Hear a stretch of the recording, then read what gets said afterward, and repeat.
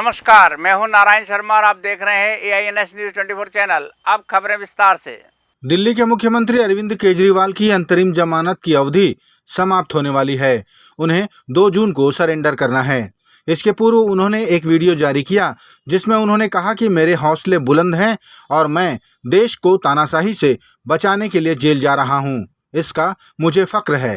केजरीवाल ने जेल में बिताए दिनों के स्मरण बताते हुए कहा कि मुझे वहां बहुत सताया गया, मुझे दवाई उपलब्ध नहीं होने दी गई। उन्होंने आशंका जताई कि इस बार उन्हें और ज्यादा प्रताड़ित किया जा सकता है। जेल में इन्होंने कई दिन मेरे इंसुलिन के इंजेक्शन बंद कर दिए। मेरी शुगर 300 सवा 300 तक पहुंच गई। इतने दिन तक शुगर इतनी हाई रहे तो किडनी और लिवर खराब हो जाते हैं। पता नहीं ये लोग क्या चाहते थे, इन्होंने ऐसा क्यों किया। जेल में मैं 50 दिन था। इन 50 दिनों में मेरा 6 किलो वजन कम हो गया। जब मैं जेल गया तब मेरा वजन 70 किलो था, आज 64 किलो है। जेल से छूटने के बाद भी वजन नहीं बढ़ रहा। डॉक्टर कह रहे हैं कि यह शरीर में किसी बड़ी बीमारी का भी संकेत हो सकता है। कई टेस्ट करवाने की ज़रूरत है। मेरे यूरिन में भी कीटोन लेवल बहुत ज़्यादा हो गया है। परसों मैं सरेंडर करूंगा। सरेंडर करने के लिए लगभग दोपहर 3 बजे अपने घर से निकलूंगा। हो सकता है ये इस बार मुझे और ज़्यादा प्रताड़ित करें, लेकिन मैं झुकूंगा नहीं। नवा रायपुर स्थित भारतीय प्रबंधन संस्थान में छत्तीसगढ़ सरकार के मंत्रिमंडल का 2 दिवसीय चिंतन शिविर प्रारंभ हुआ। पहले दिन देश के जाने माने प्रबंधन विशेषज्ञों ने मंत्रिमंडल के सदस्यों से परिचर्चा की।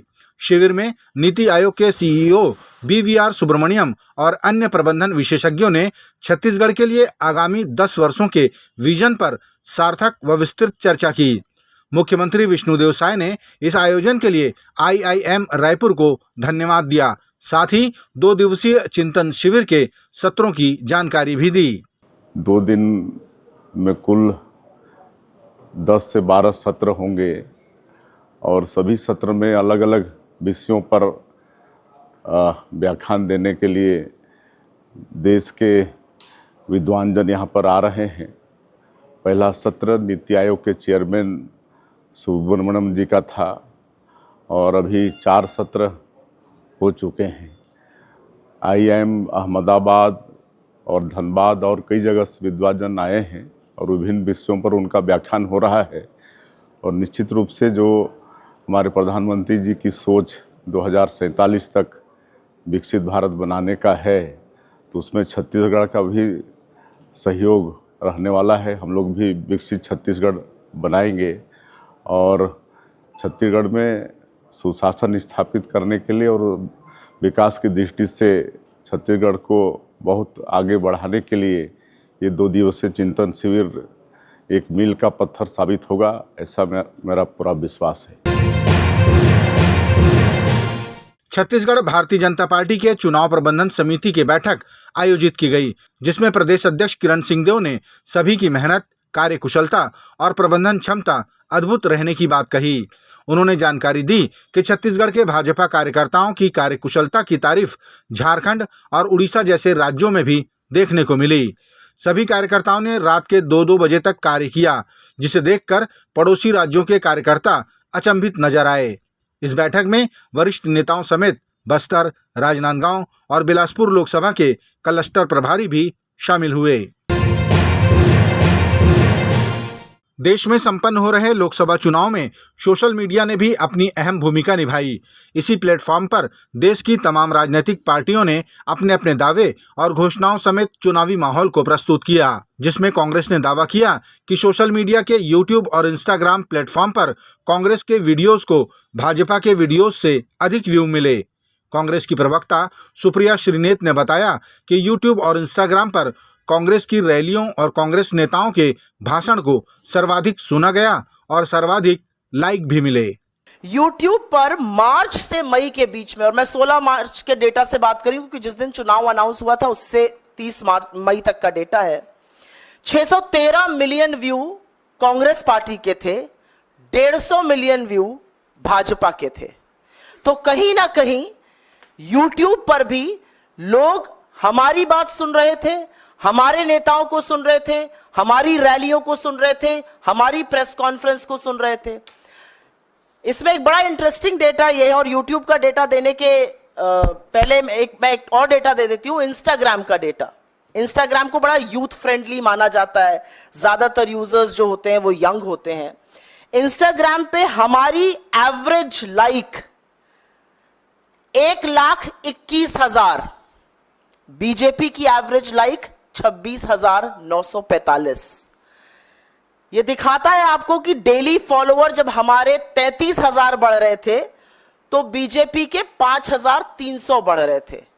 तो कहीं ना कहीं जो युवा देश है, जो यंग है, जो इस चुनाव का निर्धारण करेंगे, जो निर्णय करेंगे कि सरकार किसकी बनेगी, वो कांग्रेस की बात सुन रहा था, कांग्रेस के नेताओं की बात सुन रहा था, कांग्रेस का नैरेटिव सुन रहा था, कांग्रेस के उठाए मुद्दों की बात सुन रहा था।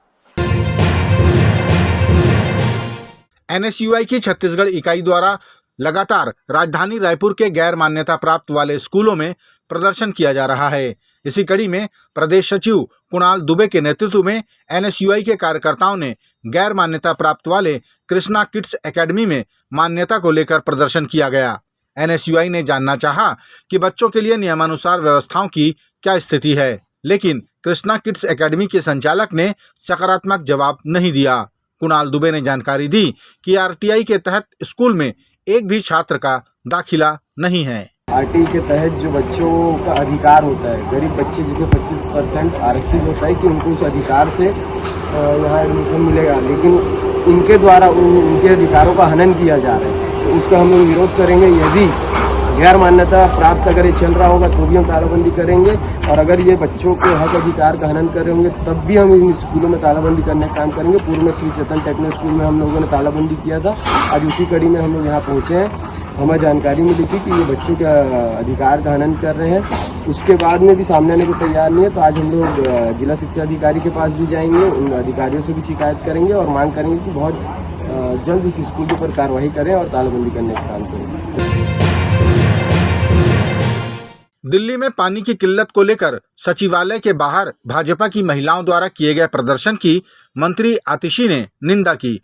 उन्होंने कहा कि पूरे देश में सबसे अधिक तापमान दिल्ली का है, जिसके कारण पानी की किल्लत हो रही है। ऐसे में प्रदर्शन करना गंदी राजनीति का परिचायक है। उन्होंने भारतीय जनता पार्टी से अपील की कि ये समय साथ आकर समस्या से लड़ने का है, न कि आरोप प्रत्यारोप लगाने का।